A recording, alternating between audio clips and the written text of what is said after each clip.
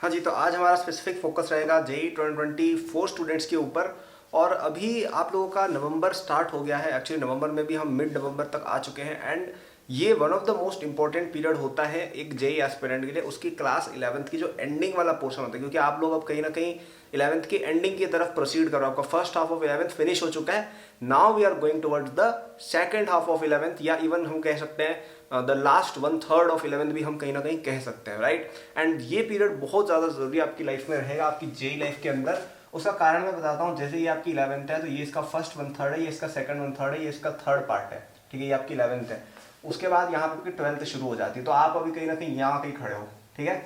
नवंबर में आप लगभग यहाँ कहीं खड़े हो, because most of the coachings मार्च के अंदर या फरवरी के अंदर या एटलीस्ट अप्रैल के अंदर अपना 11th फिनिश करके 12th में हम मूव ऑन हो जाते हैं, ठीक है।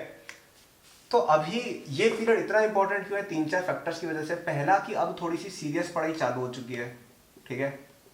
क्योंकि देखो फर्स्ट 1/3 में तो हम कुछ भी नहीं कर रहे थे। फर्स्ट 1/3 में हम बस वार्म अप कर रहे थे खुद को। क्वाड्रेटिक जैसे चैप्टर्स, सीक्वेंस सीरीज जैसे चैप्टर्स, फंडामेंटल्स ऑफ मैथमेटिक्स जैसे चैप्टर्स, या काइनेमेटिक्स हो गया, या आपका जैसे आईयूपीएससी हो गया, या आपका पीरियोडिक टेबल हो गया। इस तरह के छोटे मोटे जो चैप्टर्स हैं, we are covering more of them. We are not focusing, we are building a foundation for ourselves on which we can focus our remaining years on, right. तो हम पहले फर्स्ट थर्ड में तो वही काम कर रहे थे। सेकंड पार्ट के अंदर हमारा कुछ थोड़ा बड़ा इंपॉर्टेंट चीजें शुरू हुई, जिसमें सेंटर ऑफ मास आ गया, रोटेशन आ गया, आपका बाइनोमियल थ्योरम वगैरह आने चालू हो गए थोड़े थोड़े, आपकी ट्रिग्नोमेट्री आनी चालू हो गई, आपका जीओसी आना चालू हो गया, right. So you are now focusing on some larger chapters in the second half. अब जो थर्ड हाफ रहेगा ना 11th का, उसमें यूजुअली पढ़ाई इतनी इंटेंसिव नहीं होती है। स्टडीज इज नॉट इंटेंसिव, ठीक है, इतनी हार्ड नहीं होती है। लेकिन अभी तक आपको इतने हार्ड चैप्टर्स पढ़ा दिए गए सेकंड पार्ट में, एंड इवन थर्ड में कुछ चैप्टर्स हार्ड अभी भी आएंगे। जैसे फॉर एग्जांपल आपका हीट वाला पोर्शन, उसमें कुछ चीज़ें थोड़ी सी डिफिकल्ट भी हैं, जैसे फिजिक्स में। मैथमेटिक्स के अंदर जैसे पीएनसी या हाइपरबोला वगैरह ये सब आपको भी पढ़ाएंगे, कॉनिक सेक्शंस, इनमें कुछ चीज़ें हार्ड है। तो यहाँ पे अब आपको मीडियम टू हार्ड चीज़ें मिलेंगी। लेकिन जो सेकंड पार्ट ऑफ 11th था, उसमें जो हार्ड चैप्टर्स थे उनकी आपकी थोड़ी बहुत बैकलॉग्स होंगी, उनकी आपकी थोड़ी बहुत रिवीजन बची होंगी। हो सकता है कि चैप्टर आपका पूरा ही छूटा हुआ हो। ये चीज़ें भी आपको इस लास्ट 1/3 में कवर करनी है, ओके। अभी आप लास्ट 1/3 में आए नहीं हो, अभी आप सेकंड वाले पार्ट में चल रहे हो, सेकंड थर्ड में चल रहे हो आप अभी। लेकिन जल्दी आप वहाँ पे आ जाओगे, आपको अभी से अपनी प्लानिंग करने की ज़रूरत है। तो आज हम थोड़ा डिस्कशन करेंगे कि इस पीरियड में आपको क्या करना चाहिए। ये जो नवंबर से लेकर आपका लगभग फरवरी तक का पीरियड है, जब आपकी 11th की एंडिंग हो रही है ना, थोड़ा डिस्कस हम करते हैं। थोड़ा तो मैंने बता दिया है। अच्छा, एक बात बताना चाहूँगा कि हमारा जेई 2024 का जो कोर्स चलता है ना, उसके ऊपर आपको 12 नवंबर तक एक बहुत ही प्यारा सा डिस्काउंट मिल रहा है। ऑलमोस्ट अप टू 40-50% तक के डिस्काउंट है, अगर आप पूरा 2024 तक की वैलिडिटी वाला हमारा पैकेज लेते हो। तो अगर कोई बच्चा, अगर किसी को ये वीडियोस अच्छी लगती हैं, तो तुम सोचो इस कोर्स के अंदर तो मैं खुद पढ़ा भी रहूँगा, तो you will learn a lot more things there, ठीक है। तो इसको चेक जरूर करना। अगर कोई बच्चा अपॉर्चुनिटी के लिए वेट कर रहा था, तो अभी डिस्काउंट भी है। This is the right opportunity and you are also in the last method, ठीक है। तो इसको आप डेफिनेटली चेक करिएगा। तो अब मेरी तरफ से 3-4 बातें रहेंगी जो आपको इस लास्ट 1/3 ऑफ क्लास 11th में ध्यान रखना पड़ेगा। सबसे पहली चीज है, और ये बहुत इंपॉर्टेंट है, डू नॉट फॉल सिक, ठीक है। स्पेशली जो बच्चे भी नॉर्थ इंडिया में है, आप लोगों का अभी बहुत सर्दी वगैरह का पीरियड चल रहा है, राइट। एंड अभी it's very easy to fall sick. मुझे भी याद है कि मैं जब 11th में था, मैं बीमार पड़ गया था लगभग इस टाइम के अराउंड, दिसंबर में शायद। और मैंने पूरी 11th में तो कभी छुट्टियाँ नहीं ली थी, बस 11th के अंदर वो 3 दिन मैंने छुट्टियाँ ली थी। तो मेरा सिलेबस थोड़ा सा पीछे हो गया था। अब मेरी किस्मत फिर भी ठीक थी कि यार वो चीज़ें मुझे थोड़ी बहुत आती थी, या टीचर्स ने मुझे सेपरेट टाइम देकर पढ़ा दी, क्योंकि मैं टॉपर था बैच का। लेकिन आपको शायद इतना प्रेफरेंशियल ट्रीटमेंट टीचर्स ना भी दें, क्योंकि इतने सारे बच्चे होते हैं, सबको नहीं पढ़ा सकते टीचर्स। तो अगर आप फॉल सिक हो गए और आपकी क्लास मिस हो गई, तो आप हो सकता है एक एंडलेस स्पाइरल में चले जाओ, जहाँ पर आपकी बैकलॉग बिल्ड होती जाए। तो अपनी हेल्थ का पूरा ध्यान रखना है। सिक बिल्कुल भी फॉल नहीं होना है, क्योंकि अभी बहुत ज़्यादा ये चीज़ होती है। क्या आपको समझ में आई ये बात? सेकंड जो मेरी तरफ से बात रहेगी वो ये रहेगी कि अभी आपको सेपरेट टाइम फॉर रिवीजन निकालना चालू कर देना चाहिए, ठीक है। अगर आप मेरी पुरानी स्ट्रेटजी वीडियोस की ध्यान देंगे, मैंने कभी भी आपको ये नहीं बोला है कि आप 11th के अंदर अलग से रिवीजन का टाइम निकालो। लेकिन अब आपको निकालना चालू करना पड़ेगा। दिन के लगभग 2 आवर्स आपको डेली के देने पड़ेंगे, जिसमें आप 2 ही काम करेंगे केवल।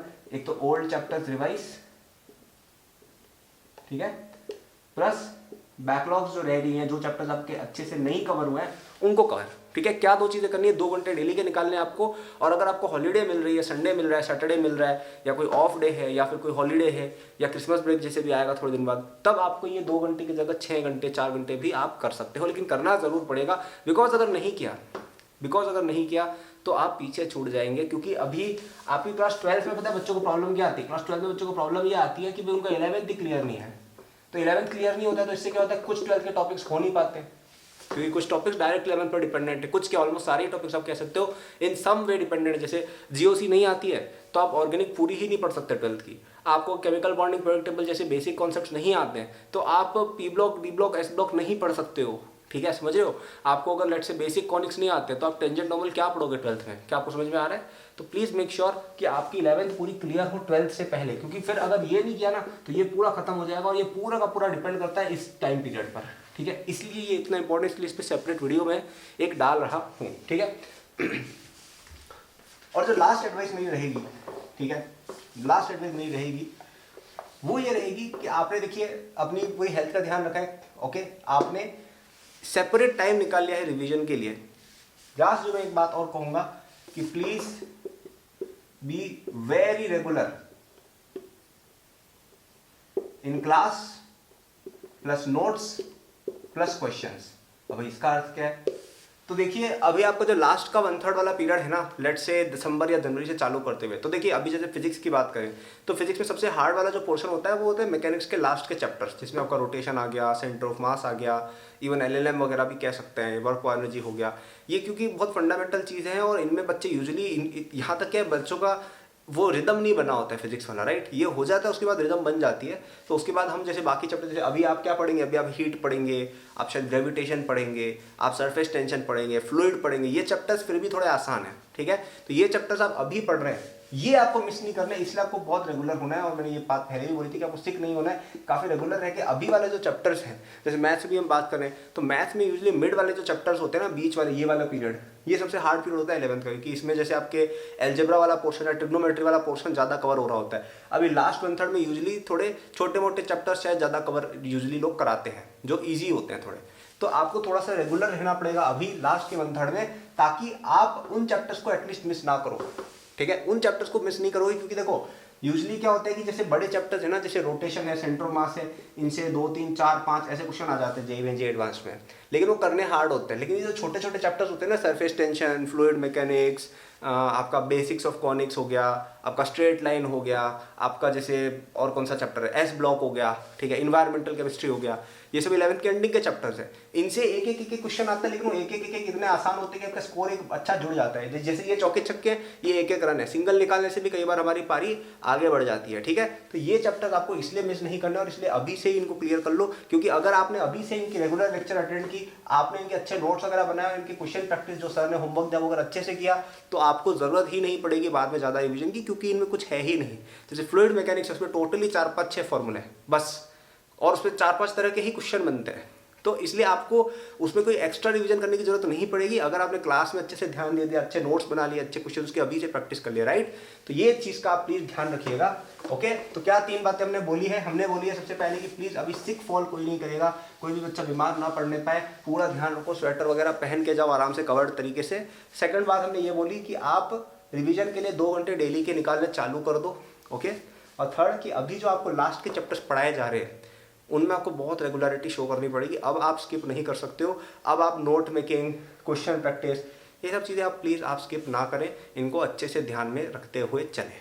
ओके, और अगर आपको और हेल्प चाहिए इसे फास्ट करने में, तो हमारा JEE 2024 का कोर्स आपको डिस्क्रिप्शन में मिल जाएगा।